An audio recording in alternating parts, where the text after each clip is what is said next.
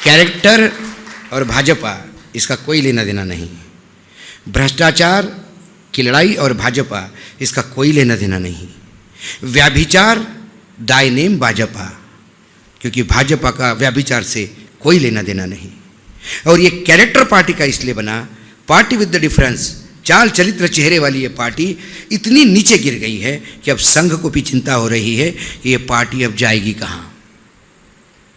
Sir, मैं आपको दावे के साथ कहता हूं कि संघ भी डर रहा है कि 2024 में 370 पार आ गया तो ये हम पे भी रिसीवर बिठा देगा और बोलेगा तुम सही संघ नहीं हो, अब मैं संघ चलाऊंगा। क्योंकि एक विकृत मानसिकता के साथ सोच बढ़ा है।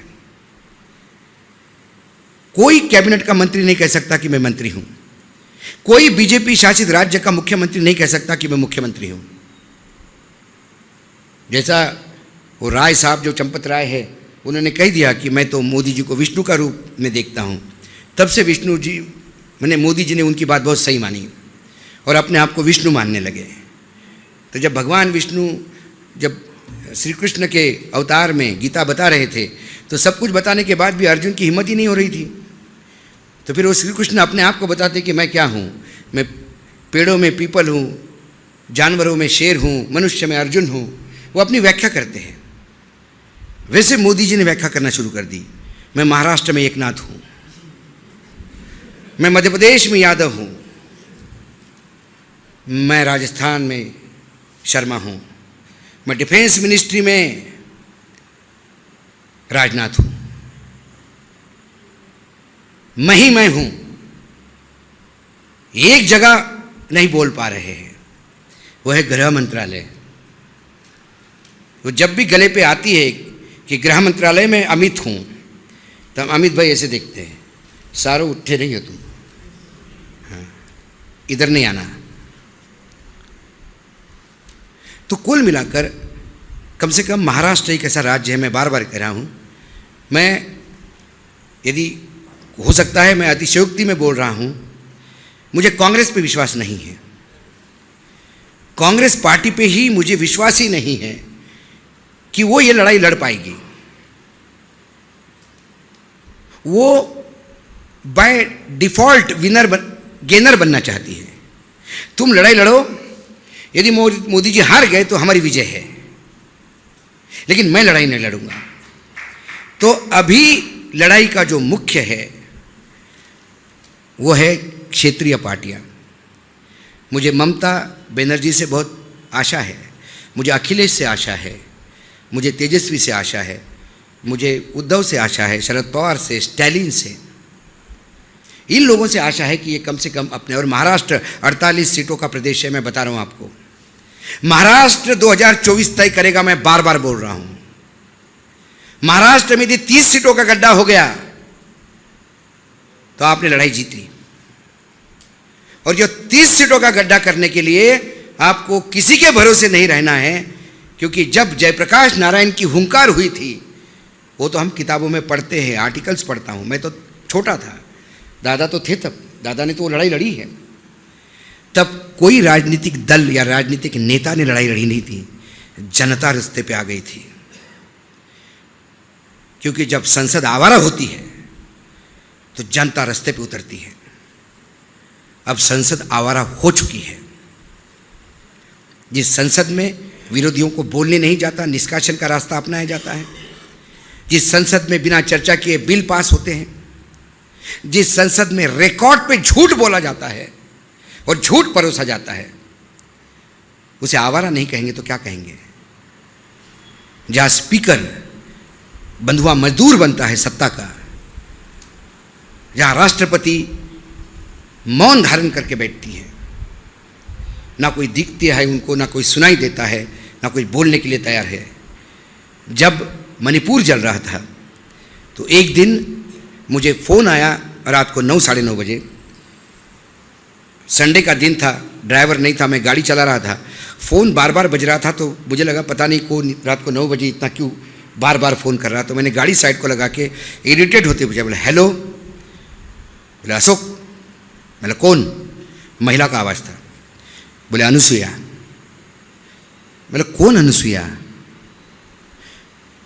अनुसुईया तुम्हारी बड़ी दीदी अनुसुईया उइके बोल रही हूँ, मणिपुर गवर्नर। मैंने अरे क्योंकि जब कंबाइन मध्य प्रदेश था तब से हम जानते थे उनको, हमारी पत्रकारिता और उनकी राजनीति साथ में शुरू हुई। तो ऐसे कई नेता हैं कि स्ट्रगल के दिनों में वो हम साथ में बैठ के एक दुकान पे चाय पीते थे कि मेरा टिकट कट रहा है, हमने बोला यार हमारी भी औकात नहीं दिलवाने की, ऐसी बात होती थी। इसके एक बार मिल को देखो दीदी, इसको मिल के देखो, तो वो संबंध थे। बोले अशोक दिल हल्का करना है, तुझसे बात करनी है। मैंने बोलो दीदी क्या हुआ? तो उसने जो मणिपुर का वृत्तांत बताया मैं आपको बयान नहीं कर सकता, और जब बता रही थी तो फूट फूट के रो रही थी। मैंने बोला दीदी आप गवर्नर हो, ऐसा रो मत। बोले बेडरूम में बैठ के बैठी हूँ बेटा, तुझसे ही दिल हल्का कर सकती हूँ। जो रिपोर्ट हो रहा है उसके 1000 गुना चीज़ें हुई है। बोले आप समझ सकते हो क्या हुआ मणिपुर का। और ये इसको नराधम नहीं कहूँ तो क्या कहूँ, शब्द नहीं है मेरे पास। मैं भी एक इंसान हूँ, मैं भी मेरे देश के प्रधानमंत्री की इज्जत करता हूं, लेकिन यदि वो काम करे तो रावण को रावण नहीं कहूं तो क्या कहूं, नराधम को नराधम नहीं कहूं तो क्या कहूं। बंगाल में यदि एक कोई कांड हो जाता है तो उस कांड के लिए प्रधानमंत्री बंगाल में जाके उन महिलाओं से मिलते हैं। बंगाल में जो हुआ उसको मैं सही नहीं मानता, बिल्कुल गलत है। प्रधानमंत्री गए, जाना चाहिए। प्रधानमंत्री ने उन महिलाओं से बात की, लेकिन मेरे प्रधानमंत्री को सांप सूंघ जाता है क्या? जब मणिपुर में महिलाओं का होता है तो एक शब्द बोलने के लिए तैयार नहीं है, मणिपुर जाने को तैयार नहीं है।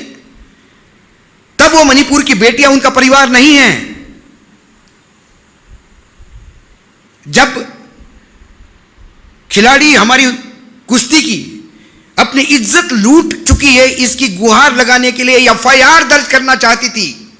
एफआईआर दर्ज करने के लिए यदि सर्वोच्च न्यायालय का साथ लेना पड़े तो इससे ज्यादा दुर्गति इस देश में महिलाओं की हो नहीं सकती। किस महिला सशक्तिकरण की बात करते हैं आप? किस आदि आबादी की बात करते हैं आप? इस हॉल में बैठी हुई कोई महिला, उसको 100 किलो तोला तो सोना भी दे दो, लेकिन उसकी बेटी की इज्जत पे आ जाएगी तो 100 किलो सोना फेंक के अपने बेटी की इज्जत बचाने के लिए रणांगन पे उतर आएगी। ये वो देश है। आप बोलते हो महिला सशक्तिकरण,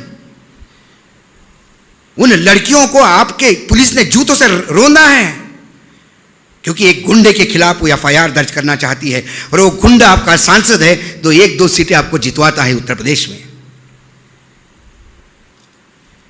गुजरात लॉ कॉलेज अभी का एक्सपीरियंस, अभी का है, ज्यादा नहीं।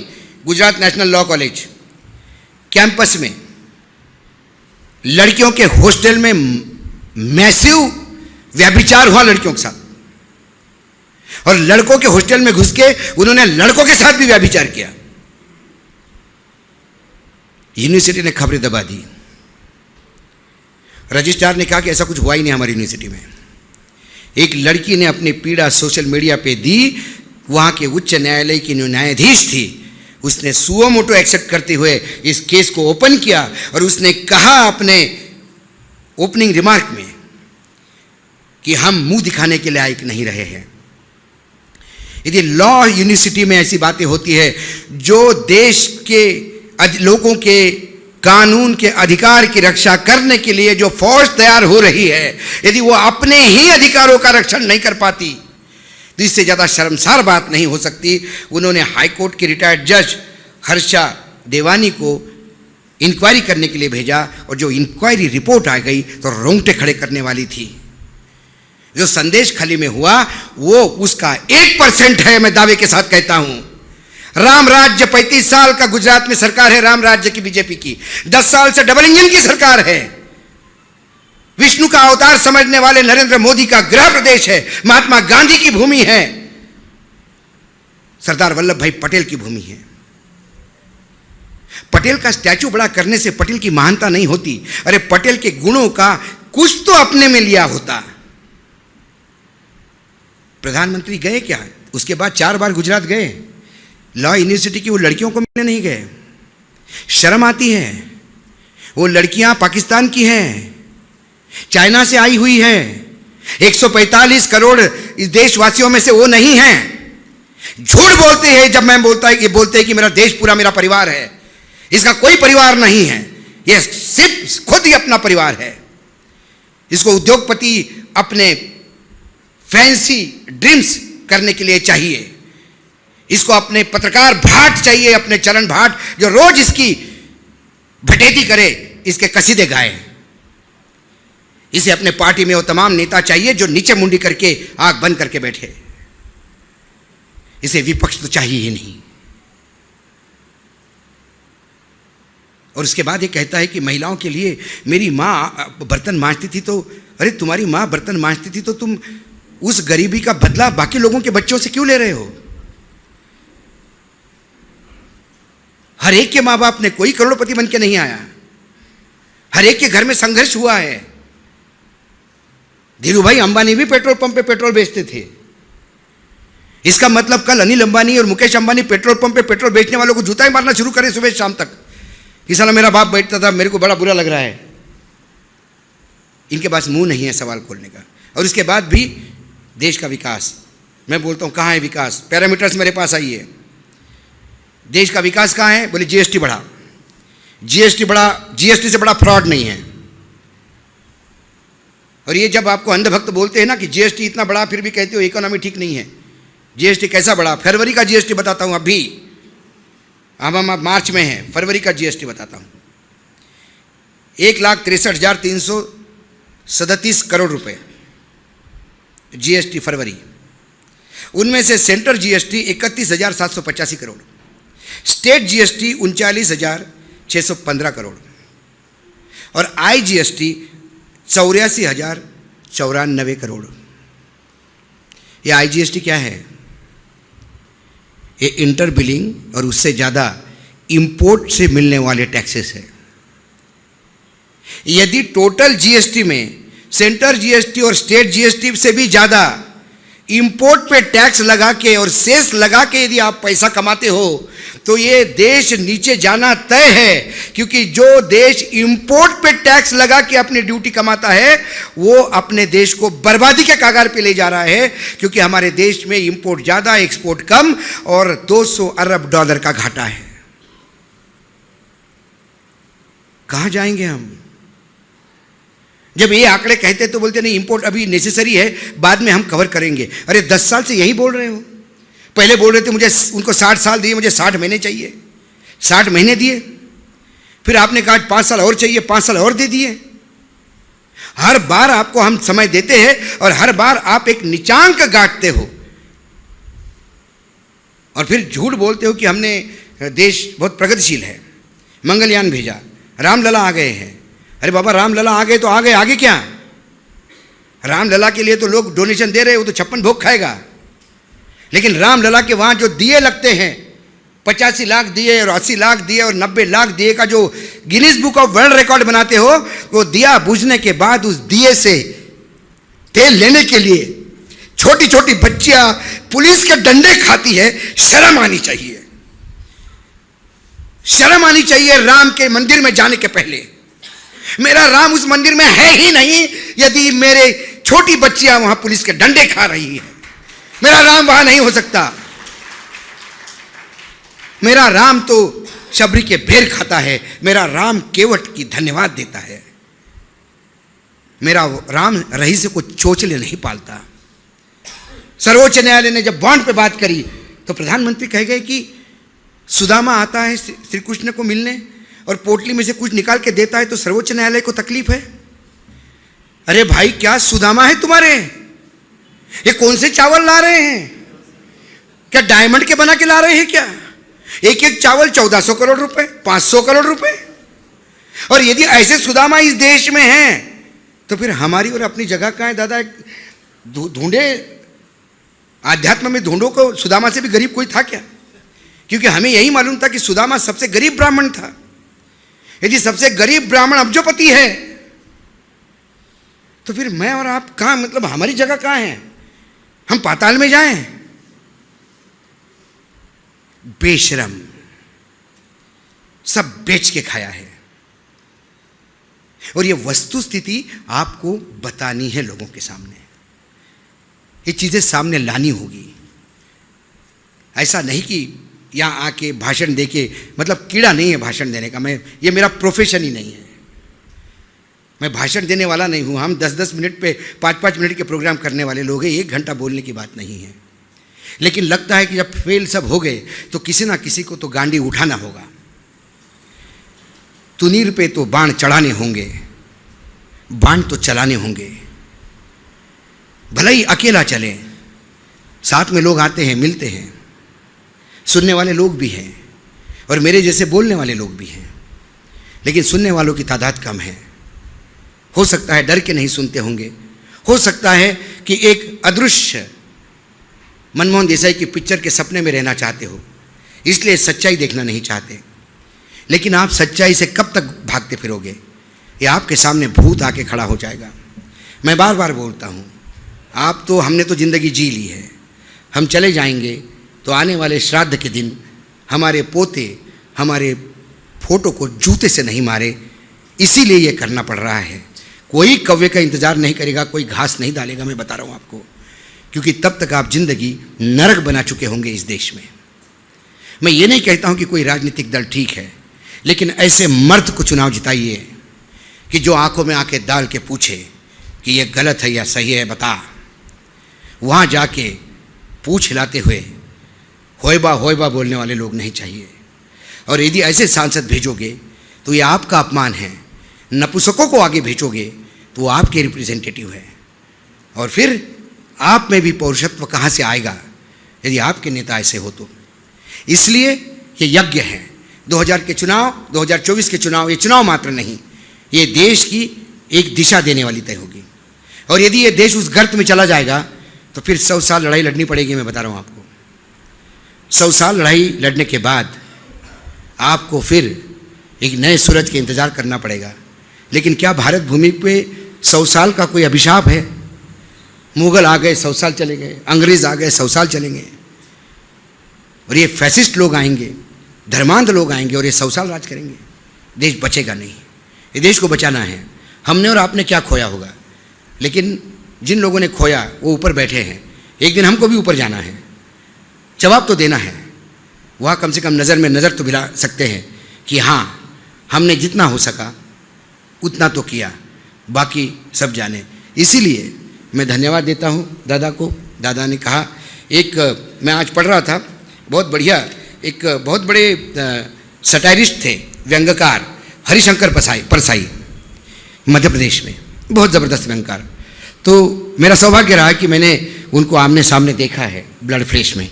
मैंने उनका इंटरव्यू किया है और बहुत जिंदा दिल इंसान थे, लेकिन वो अंतिम दिनों में थे।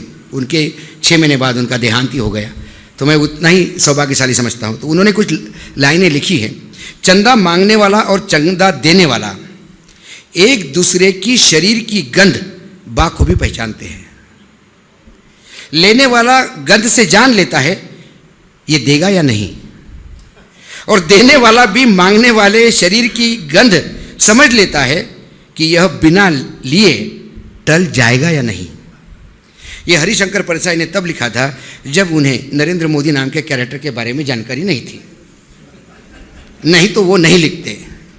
वो ये लिखते कि वर्तमान में जिसको चंदा लेना है वो आगे जो भी सज्जन आए उसके शरीर पे केमिकल डाल के गंध पैदा कर लेगा कि मुझे गंध आ रही है, तू चंदा देगा। बोले माए बाप मैं नहीं, गंध आ रही है, ईडी सीबीआई बाहर बैठी है, देख ले, देगा। तो डरो मत, ये बहुत बड़ा शूरवीर नहीं है। जो आपको डराता है उससे बड़ा डरपोक कोई नहीं होता। और इसके कई उदाहरण मैं देता हूँ, और एक मोदी जी का स्वयं का उदाहरण मैं दूंगा। और ये कोई झूठ नहीं है, ये रिकॉर्डेड बात है, ये आपको पुलिस की डायरी में रिकॉर्ड मिलेगा। बात ये हुई है कि मोदी जी नए नए चीफ मिनिस्टर बने थे और गांधीनगर में नया राजधानी बना था, तो सारे बंगले मंत्रियों की एक तरफ और एंड में बड़ा बंगला मुख्यमंत्री का। रात में धड़म करके आवाज़ आई, मुख्यमंत्री जी जो पैर में था, जो शरीर पे था, वो लेके भागे घर के बाहर और जोर जोर से चिल्लाने लगे, गाड़ी खोलो, गाड़ी खोलो, गाड़ी खोलो। गाड़ी बुलेट प्रूफ थी। तुरंत ड्राइवर रात के 1:30-2 बजे नींद में भागा आया, उसके पास जो भी पहना था, बोला गाड़ी निकालो गाड़ी निकालो। सिक्योरिटी अलर्ट हो गई, सबको हो गया कि सीएम बाहर निकल रहे हैं, कहाँ जा रहे हैं किसको पता नहीं। डीजी तक बात हो गई, सारी पुलिस वाले रास्ते पे आ गए, सीएम कहाँ जा रहे हैं, सीएम कहाँ जा रहे हैं। सीएम अहमदनगर की तरफ अहमदाबाद की तरफ निकले तो रास्ते में सब डीजी वगैरह सब आ गए, घेर लिया। बोले सर क्या हुआ। फिर ये गाड़ी से भी उतरने में बाहर डर रहे थे तो इन्होंने कांच नीचे की, बोला बम से हमला हुआ है घर पे। सबके पैरों की जमीन खिसक गई, नरेंद्र मोदी के घर पे बम पे हमला। उसके बाद इन्वेस्टिगेशन हुआ, उनको सेफ जगह पे लेके जाया गया, सारे लोग लग गए इन्वेस्टिगेशन में। हुआ यूँ था कि पीछे से एक बाईपास जा रहा था, उस बाईपास पे एक ट्रक का टायर फट गया था। समझा बुझा के उनको वापस लाया गया, लेकिन पुलिस डायरी में वो दर्ज हुआ मामला कि सूचना मुख्यमंत्री के घर पे बम से हमला, और फिर बाद ही दर्ज हुआ वो टायर फटा पाया गया। ये रिकॉर्डेड है। तो आप डरो मत, अब की बार 300 पार, अब की बार 700 पार, ये वार क्राई है। चेहरे पे वो ताकत नहीं है। अब की बार 130 पार के लाले पड़े हैं, 270 के आंकड़े पे पहुंचने में मुश्किल हो रही है। तो आप इस बात से निश्चिंत रहिए। आप टेलीविज़न के सर्वे पे, लोगों के भाषणों पे, इन पे मत जाइए। मैं हमेशा कहता हूँ कि हर हर महादेव का नारा तो हर युद्ध में लगता था छत्रपति शिवाजी महाराज से। वो नारा तो पानीपत में भी लगा ना, पानीपत हुआ ना। तो ये नारा जोश देने के लिए होता है। तो ये 370 पार और 300 पार जो है वो बीजेपी के कार्यकर्ताओं के लिए है, मतदाताओं के लिए नहीं है। मतदाताओं के लिए ये आर पार की लड़ाई है, और मतदाताओं को इस बार प्रजातंत्र को पार करना है। मतदाताओं को ये देखना है कि इस बार ये रावण सीता को लेके लंका ना पहुंचे। ये कलयुग के जटायु है, हम सीता को उतार के वापस लाएंगे, इस विश्वास के साथ। और आपसे गुजारिश है कि ये विचार आप पहुंचाइए, लोगों तक बोलिए।